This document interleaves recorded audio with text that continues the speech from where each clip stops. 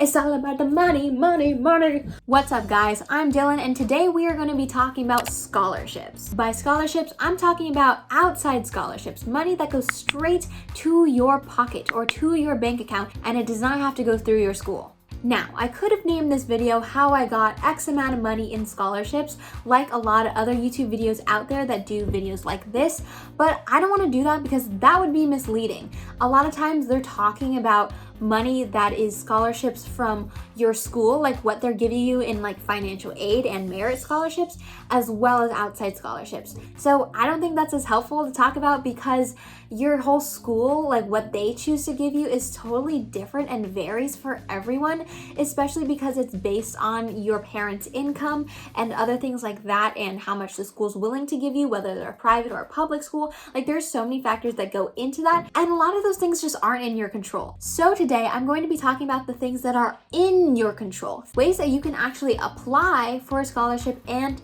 get it. So I have financial aid from Stanford. I get a large sum of money because of my parents' income, and that goes towards the tuition and other expenses that Stanford has me pay. Now, that money never goes to me because that's just the financial aid thing. They're just subtracting the expenses from what they give you, and then that's still the remaining amount that I have to pay. For more on this, I have a video on Stanford financial aid. However, I still got $11,000 in scholarships that did not come from Stanford and went straight to me. So I could use this money towards covering that remaining amount. So let's talk about these outside scholarships. I feel like scholarships are barely talked about in high school. At least for my high school, it was always like, oh yeah, you should do that. You should probably apply for scholarships. But no one really said like, okay, now's the time to do it. This is how to do it. Like, I'm gonna help you out with it. It was just kind of mentioned, and so I felt like there was no guidance with it. So I didn't really know how to find scholarships, and I didn't really know what scholarships were good and which ones were just scams. And also, students didn't even talk about it with each other, or at least the ones I was around. We just kind of talked about college apps, but we didn't talk about scholarships really. So if you want that extra money in your pocket, you need to take initiative and do your own research, because your school, your friends, whatever, your teachers, they might not be talking about it. First off, I gotta say, there are some typical scholarship sites that you can go and look up information to find which scholarships best fit you. Now, I actually hate these sites. Like, I do not like them. Even the ones that have filters, they're so hard to find scholarships that actually apply to you. They claim like, yeah, we can totally find scholarships that fit you, given your information and whatever, your demographic. But once you put all that stuff in, you still have to do so much research into checking out each and every one of those that come up in the search results to make sure that they're even valid, to make sure that there's not some other like hidden qualification that you actually do not fit. And to check the dates that it's even still active and like working and it is legit. Yeah, so scholarship sites like scholarships.com, Niche, or Scholarship Owl or CAPEX, I just don't think they're very effective or efficient, but they are still a way to go. Okay, so let's talk about scam scholarships for a little bit. I feel like it's pretty easy to identify if it's a scam, if it just like does not seem legit. They're like promising too much. I personally, I don't think any of those no essay scholarships are really like legit. If you have actually won one of those, let me know, because I would love to know that they actually do something. But they're all like, oh, just apply, like just click the button, apply, and then boom, you're automatically entered to win like a couple bajillion $1,000s. Like what? No, I feel like you have to work for your scholarship in order to like earn it. First of all, I'm just talking from personal experience, so if you have another experience with this, please share and let me know, let the other people know who are watching this video. But yeah, so the ones that say no essay scholarships, just click apply, I don't trust those. The ones that say, oh my god, these are scams. The ones that say, oh, take our survey. It looks super fishy when you're logging onto their website and there's like ads everywhere and pop-ups, and it's just like, take this weird sketchy survey, give them your information. Like, I just do not trust those, and I do not recommend submitting to those scholarships because you're just wasting your time. Even the ones that ask you to write tiny little questions, like if you were an ice cream flavor, what ice cream would you be? And then you could win like $500. I don't trust those either. Maybe you can win if you come up with like a really clever response, but I don't think that that's the best way to get money. So how should you be doing it? Well, I do think even though I don't really like those scholarship sites, you might still want to use some of them just because they do the filter thing and you can still look through them. But like I said before, you actually want to research the scholarship after it comes up in the search results. So check out their website and then you'll be guided there, and then you can test whether it's legit or not. You can look at their requirements, their qualifications, and see if it's something that you think you should apply for. Scholarships that I think are legit are the ones that ask you to maybe submit an essay, submit your extracurriculars, submit your awards, your grades, your transcripts,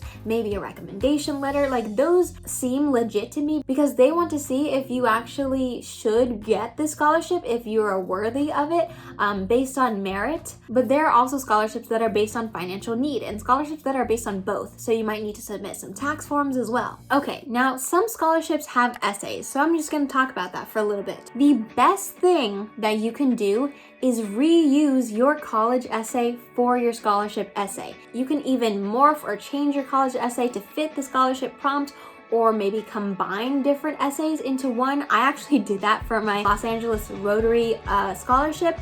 I combined several different essays that kind of all had the same theme and pattern going on, and then I turned it into my one big scholarship essay for them. But you do really want to pay attention to the prompt that they ask for in the scholarship, because that's, the question that you're answering. Something to keep in mind is that most of them ask about leadership, so keep that in mind. Maybe it's a good idea to write about you showcasing leadership in your college essays and in your scholarship essays, just to throw that out there. So then for scholarships that have essays, you gotta be really dedicated, just as dedicated as your college application essays, because you have way less of a chance of winning if you don't actually try on these applications. You have to actually put in the effort if you expect to win. So please don't have the mentality that if you just haphazardly apply to a ton of different scholarships, a ton of little scholarships, a ton of no essay scholarships, a ton of just survey scholarships, that you are bound to win one. You are going to win one because you applied to so many.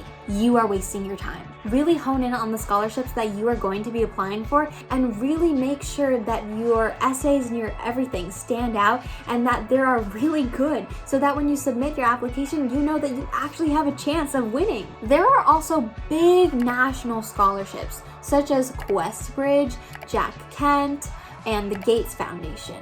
If you want to apply to these, you gotta be fully committed, because they have a extensive application that usually has a couple extra essays involved as well, and you would be doing this all at the same time that you would be doing your college application essays and all your college applications. So it's a lot. It's a lot to deal with at the same time. For me, I just absolutely could not submit to those at the same time that I was doing my college applications, because I was focusing all my time and energy into my college applications. But that isn't to say that you shouldn't apply to those. If you think that you could actually do it and it would work for you to apply to one of those big national scholarships, then totally go for it. Those are amazing scholarships that can get you a lot of money and that can get you immediate admission into schools. I know for QuestBridge especially, you can apply and then choose your schools, and then maybe it's binding. So if you get the scholarship, then you have to go to that school, and there are certain schools that they have on their list. So make sure to check that out if you are interested in that kind of scholarship.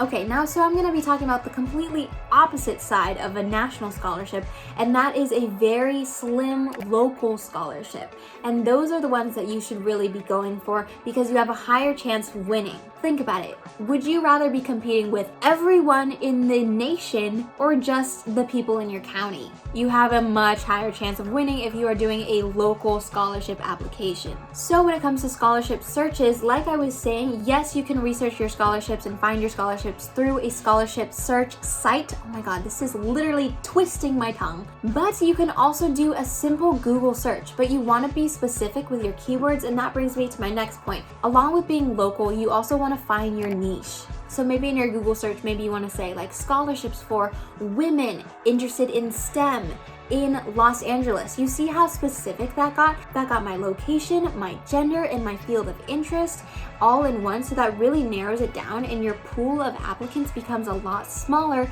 so it's easier to win. So there are 3 ways that you can find your niche, your specific things, and then you can, use multiple things like I just said. So first is apply local, like I've already said.